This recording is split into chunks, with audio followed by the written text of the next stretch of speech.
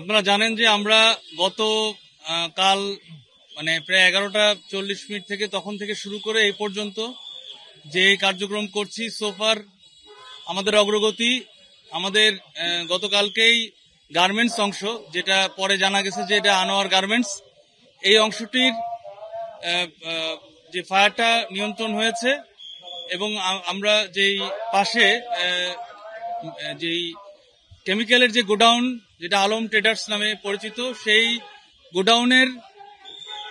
গোডাউনের যেই আগুনটা আমরা এই 1420 ঘটিকায় আমরা নিয়ন্ত্রণ ঘোষণা করেছি। 1420 ঘটিকায় আমরা নিয়ন্ত্রণ ঘোষণা করেছি। তবে এখানে বেশ কিছু বিষয় রয়েছে, আপনাদের এটা বুঝতে হবে।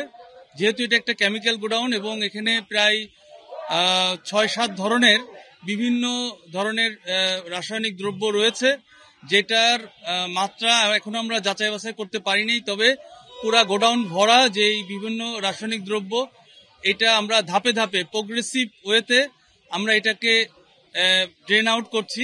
দ্যাট মিনস পানি দিয়ে ফায়ার ফ্লাড করে এটাকে আমরা ড্রেন আউট করছি ধাপে ধাপে। এটা সময় সাপেক্ষ একটি বিষয়। আমরা সিস্টেমেটিক কাজ করছি।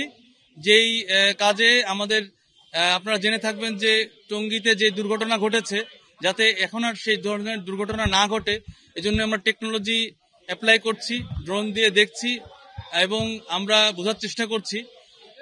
আপনাদের জ্ঞাতার্থে আরেকটু জানাচ্ছি যে আমাদের এই যে আলম ট্রেডার্সের যে ভবনটা, এটা কিন্তু অনেকটা ড্যামেজ হয়েছে। আমরা যে ড্রোন ভিউটা যেটা পেয়েছি, এটা অনেকাংশে ড্যামেজ হয়েছে এবং যেহেতু এটা লম্বা সময় ধরে একটা যে তাপমাত্রা এটা ক্রিয়েট হয়েছে, সেই তাপমাত্রার কারণে এই ভবনের কনস্ট্রাকশন যে পিলারগুলো আমরা দেখলাম সেটা অনেকাংশে ড্যামেজ। সুতরাং এটার জন্য যারা এটার জন্য মানে কর্তব্য ব্যক্তি যারা রয়েছেন, মানে আমাদের রাজুক অথবা এখানকার ভবন বিশারদ যারা রয়েছেন, তারা এটা বলতে পারবেন যে এটা কতটুকু ড্যামেজ হয়েছে। তবে আপাত দৃষ্টিতে এটা একটা অনেকাংশে ড্যামেজ এবং এখানে যে কোনো সার্চ অপারেশন করাটা অবশ্যই ঝুঁকিপূর্ণ। এই ঝুঁকিটা এড়ানোর জন্য আমরা প্রোটেকশন নিয়ে ধাপে ধাপে কাজ করছি।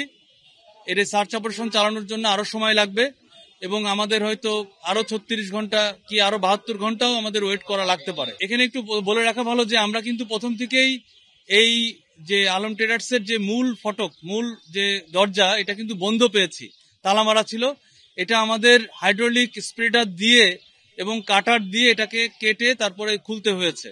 সুতরাং ধারণা করা হচ্ছে যে এখানে হয়তো মানুষ ছিল না। তবে তারপরেও সার্চ অপারেশন না চালানো পর্যন্ত আমরা বলতে পারবো না যে এখানে কতটা মানুষ ছিল অথবা ছিল না।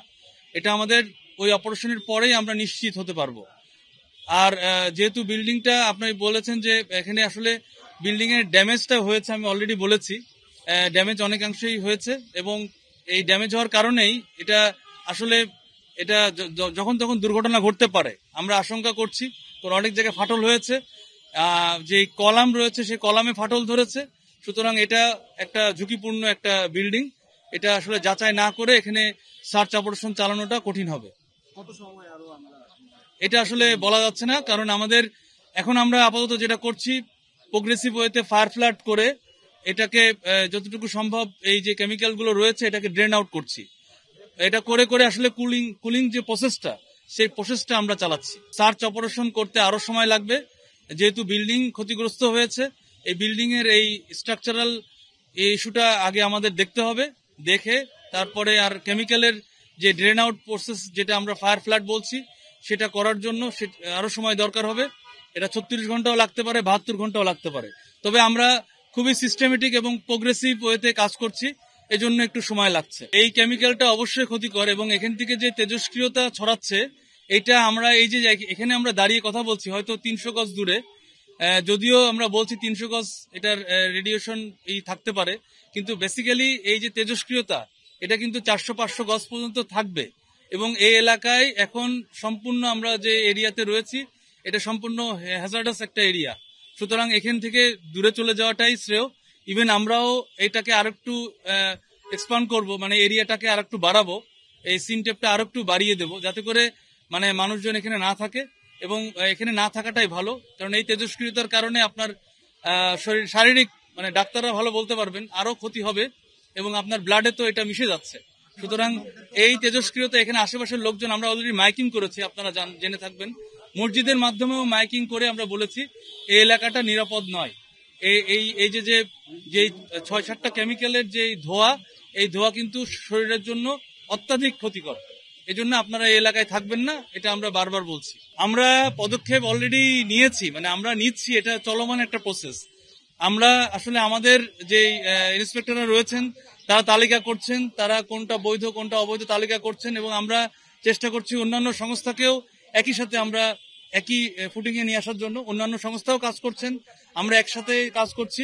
তবে এটা আসলে সামাজিকভাবে আমাদের ডিজি মহোদয় অলরেডি বলেছেন, আপনারা জানেন যে এটা একটা সামাজিক একটা মানে একটা ব্যাধি। এই ব্যাধি থেকে আমাদের মুক্ত হতে হবে। আমরা সবাই যদি চাই আসলে এটা মুক্ত হবে, আদারওয়াইজ সংস্থার উপরে দোষ দিয়ে লাভ নেই। এটা আমাদের সামাজিকভাবে এটা প্রতিরোধ করতে হবে। অবৈধ লিস্টের মধ্যে এই ফ্যাক্টরির নামও আছে। এই যে ফ্যাক্টরি তো না, এটা আপনার আলম ট্রেডার্স, এটার নামও আছে, এবং এখানে তিনবার আপনার নোটিশ দেওয়া হয়েছে। এবং এটা আমরা যে মোবাইল কোর্টের যেটা সিস্টেম আমাদের, এর পরবর্তীতে আমরা মোবাইল কোর্ট করি আইনত যে ব্যবস্থাগুলো নিয়ে, এটার জন্য এটা একদম টোটালি মানে রেডি ছিল আর কি। মানে এটা শুধু না, মানে আমাদের যেসব অবৈধ গোডাউন আছে একদিনে তো সব সম্ভব না, ধাপে ধাপে হচ্ছিল, তো এটা চলছিল।